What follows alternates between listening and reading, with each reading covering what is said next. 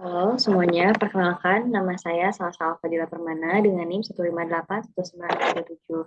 Saya merupakan mahasiswa Magister Pengelolaan Sumber Daya Air dengan program Fast Track Institut Teknologi Bandung. Di sini saya akan menjelaskan mengenai hasil UTS Take Home mata kuliah Pengelolaan Infrastruktur Sumber Daya Air. Sebelumnya, izinkan saya perkenalkan diri terlebih dahulu. Berikut merupakan CV singkat saya. Jadi sebenarnya saya itu adalah mahasiswa S1 di semester 7 di program studi Teknik dan Pengelolaan Sumber Daya Air Institut Teknologi Bandung. Dan saya itu sekarang sekaligus lagi sedang mengambil program magister fast track dengan jurusan yang linear dari jurusan S1 saya, yaitu Magister Pengelolaan Sumber Daya Air. Nah, di sini saya tuh memiliki kemampuan untuk merencanakan, mendesain, menganalisis yang berhubungan dengan ilmu rekayasa sipil sumber daya air. Dan berikut merupakan pengalaman, kemudian kegiatan volunteer, dan juga eh, penghargaan yang pernah saya dapat selama saya berkuliah di Institut Teknologi Bandung. Nah, kemudian di sini saya akan menjelaskan terlebih dahulu secara umum apa itu PSDA.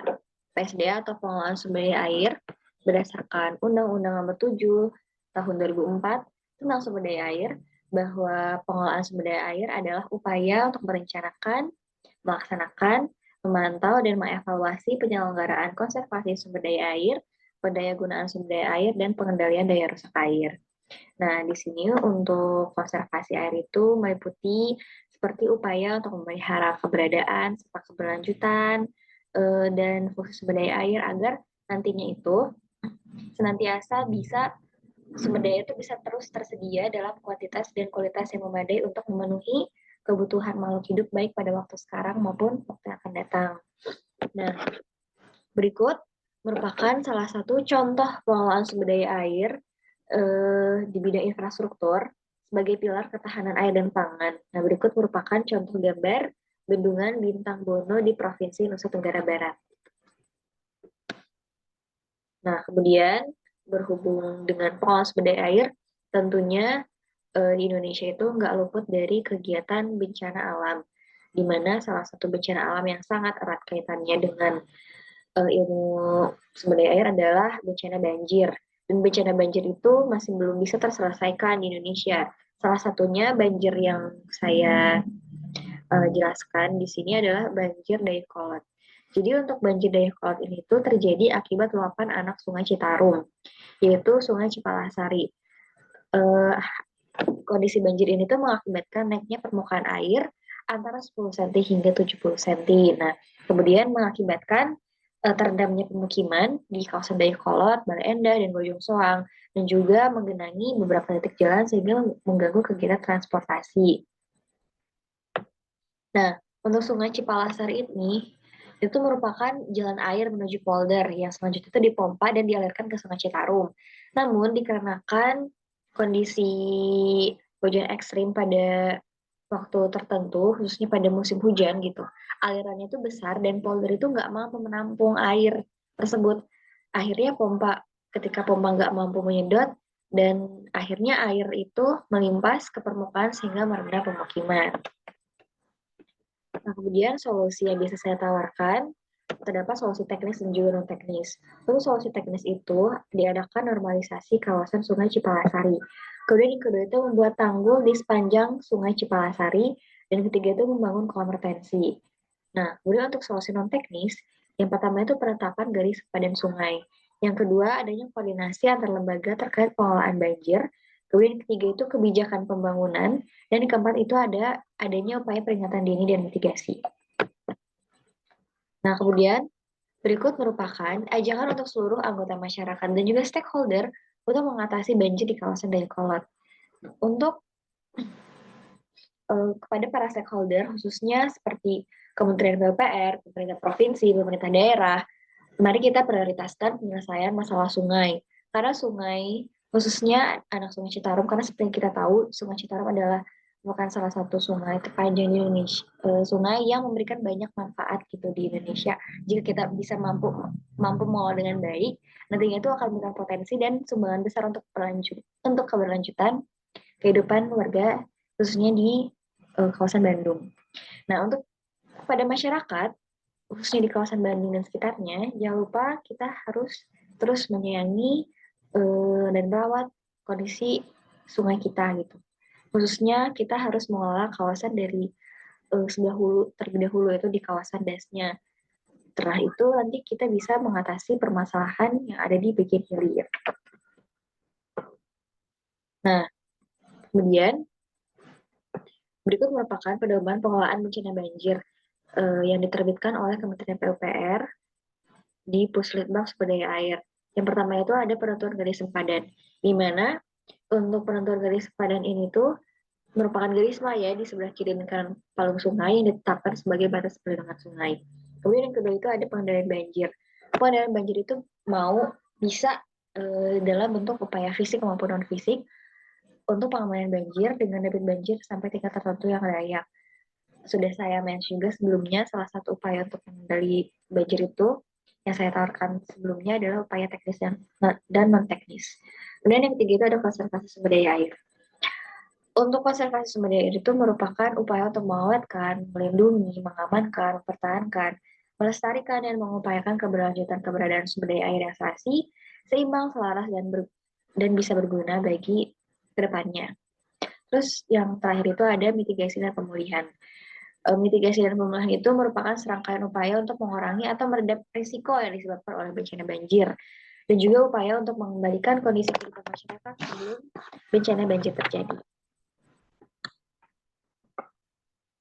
Nah, kemudian setelah saya memaparkan salah satu contoh permasalahan banjir di Indonesia, kita sebagai area engineer sumber daya air tentunya perlu untuk merencanakan mengenai pengelolaan sumber daya air Indonesia khususnya di 25 tahun yang akan datang.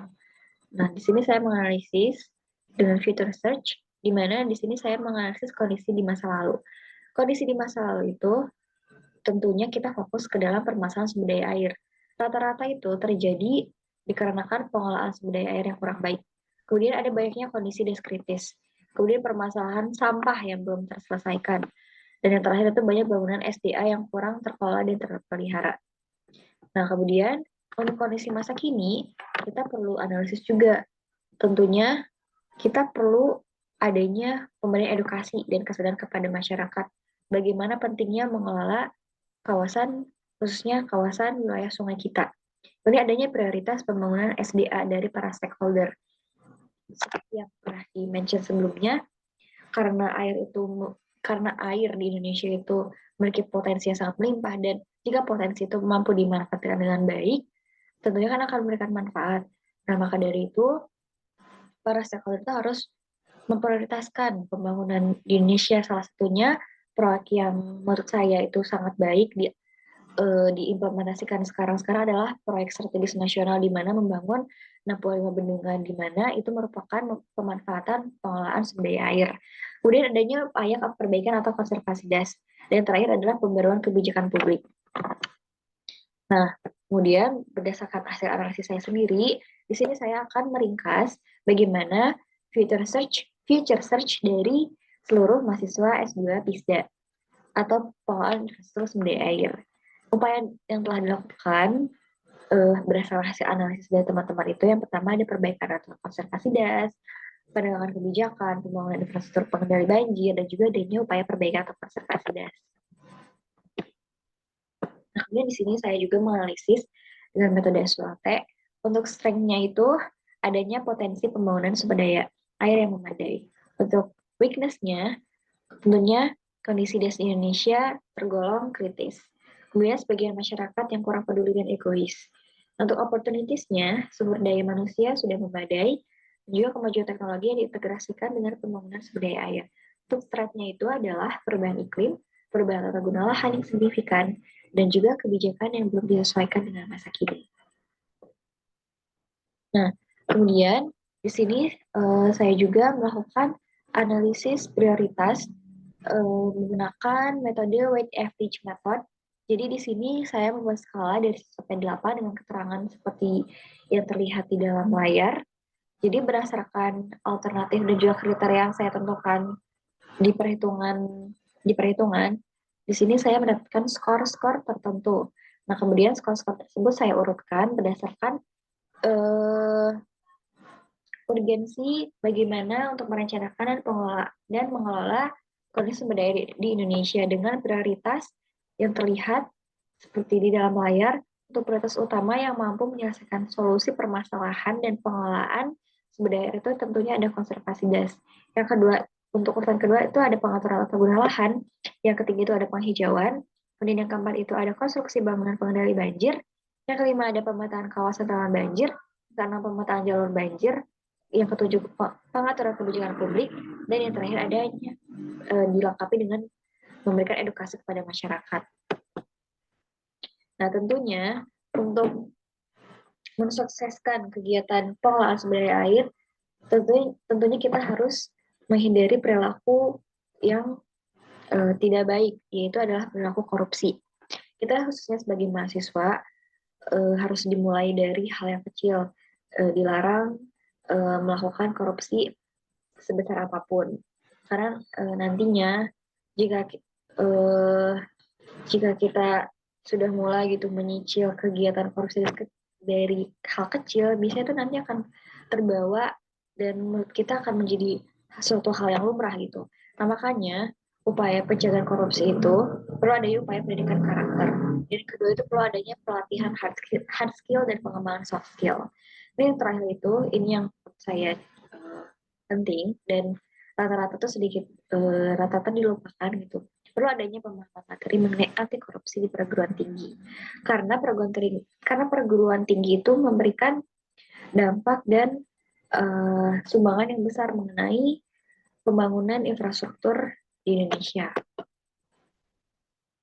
Nah, tentunya hal tersebut perlu disiapkan dari diri sendiri dengan praktik integritas, di mana kita perlu membiasakan diri untuk merasa peka dan empati terhadap lingkungan sekitar.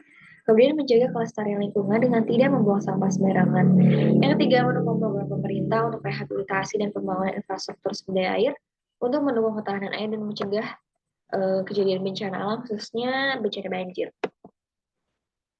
Nah, kemudian berikut merupakan career planning. Jadi di sini saya berencana sebagai untuk saat ini saya ingin menjadi seorang konsultan, namun tentunya tidak menutup kemungkinan bahwa saya bisa bekerja di instansi-instansi seperti pemerintahan ataupun BUMN, baik itu instansi penyedia jasa ataupun sebagai pemilik dana. Nah, tentunya untuk mendukung hal tersebut, saya perlu memahami mengenai teori dasar tentang sumber daya air itu sendiri. Kemudian hal yang saya lakukan saat ini salah satunya mengambil asisten mata kuliah di prodi S1 saya FSDA. Kemudian saya juga melanjutkan studi S2 FSDA dengan mengikuti program fast track. Kemudian saya mengikuti berbagai jenis proyek yang berkaitan dengan sumber daya air. Mengikuti berbagai macam pelatihan mengenai software sumber daya air karena tentunya kita perlu mengikuti perkembangan zaman, yaitu perkembangan teknologi di mana rata-rata analisis atau pemodelan itu menggunakan software. Kemudian bergabung dengan tim research dan juga membangun relasi baik itu dengan alumni ataupun dengan pihak yang terkait. Nah, kemudian berikut saya memiliki doa untuk PSDA ke depannya, di mana agar pengelolaan sumber daya air di negeri ini tuh mampu dilakukan secara optimal. Karena nantinya itu bisa memberikan manfaat yang berkelanjutan kepada seluruh masyarakat Indonesia. Tentunya agar kelak bisa dinikmati oleh anak maupun cucu kita. Nah, berikut merupakan surat wasiat yang saya berikan untuk generasi muda mengenai SDA, di mana kita perlu perhatian khusus untuk di bidang sumber daya air, di mana air itu merupakan salah satu kekayaan yang dimiliki oleh kita. Maka dari itu, aku titipkan kepada kalian untuk mampu mengelola sumber daya air ini agar bisa bermanfaat bagi orang banyak. Nah, kemudian berikut merupakan salah satu contoh kondisi bencana banjir yang paling dekat gitu di daerah tempat tinggal saya saat ini, itu di kawasan Gede Bage. Di mana di kawasan Gede Bage itu pada saat saya melihat ke sana, di kawasan pasar itu banyak sekali tumpukan sampah. Seperti yang dilihat di dalam video tersebut, banyak sekali tumpukan sampah dan juga di kawasan untuk jalannya itu banyak sekali genangan-genangan yang muncul akibat sistem drainasenya itu sudah terlalu full.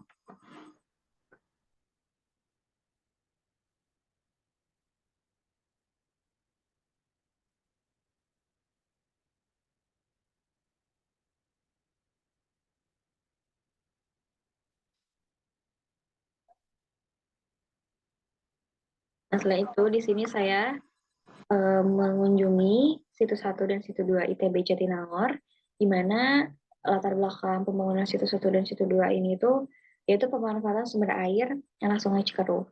Kemudian juga konservasi desa wilayah Sungai Citarum dan juga menerapkan konsep Green Campus. Jadi untuk situs 1 dan situs 2 ITB Jatinangor itu nantinya akan mensuplai air eh, untuk seluruh kawasan kampus ITB Jatinangor, khususnya itu untuk warga asrama yang tinggal di kampus ITB Jatinangor. Nah, kemudian berikut merupakan tugas tambahan, yaitu soal bagian C, di mana perlunya ada transfer pemahaman dalam rencana pengelolaan sumber daya air di wilayah Sungai Citarum. Yang pertama itu eh, perlunya ada pemberian edukasi kepada masyarakat mengenai pentingnya pengelolaan SDA. Kemudian membentuk komunitas untuk melestarikan wilayah Sungai Citarum. Adanya ajakan kepada masyarakat untuk melakukan konservasi sumber daya air terpadu di wilayah Sungai Citarum, membuat kebijakan dengan mempertimbangkan zonasi daerah, termasuk arahan zonasi dan penataan ruang, memberikan pemahaman penting mengenai pembangunan pengendalian daya rusak air di wilayah Sungai Citarum, dan pemberdayaan serta peningkatan peran masyarakat dan dunia usaha dalam pengelolaan sumber daya air di wilayah Sungai Citarum. Selain itu, ada juga transfer pemahaman dan juga pemberian edukasi mengenai pengelolaan sampah. Seperti yang dilihat berdasarkan Undang-Undang Nomor 18 Tahun 2008, sampah-sampah itu sebenarnya terdiri dari beberapa jenis sampah rumah tangga, seperti yang berasal dari kegiatan sehari-hari dalam rumah tangga, seperti sampah yang berasal dari kawasan komersial, industri khususnya, kawasan khusus, fasilitas sosial, fasilitas umum, dan fasilitas lainnya. Lalu juga ada jenis sampah spesifik, di mana sampah ini mengandung bahan berbahaya dan beracun, sampah yang mengandung limbah, bahan berbahaya dan beracun, sampah yang timbul akibat bencana, puing-puing bangunan, dan juga sampah yang secara teknologi belum dapat diolah dan dikelola. Nah, jadi tentunya kita sebagai mahasiswa setidaknya harus mampu memilah sampah di mana jenis sampah itu kayak kita harus buang sampah itu berdasarkan jenisnya masing-masing. Nah, karena ada beberapa sampah yang bisa didaur ulang dan juga perlu dimusnahkan. Nah, kita juga sebagai orang yang peka terhadap kondisi kekayaan Indonesia, karena rata-rata permasalahan banjir di Indonesia itu diakibatkan oleh sampah yang menjumbat saluran drainase ataupun kolam retensi dan lain-lain, sehingga akhirnya pada saat musim hujan dengan adanya intensitas yang tinggi air itu meluap hanya gara-gara saluran drainase ataupun saluran-saluran lainnya itu tertahan oleh sampah. Jadi kalau bisa perlu adanya pendidikan dari dini gitu, bagaimana cara memilah sampah yang baik dan benar. Mungkin sekian saja presentasi dari saya mengenai UTS Pola Infrastruktur Sumber Daya Air. Terima kasih dan sampai jumpa.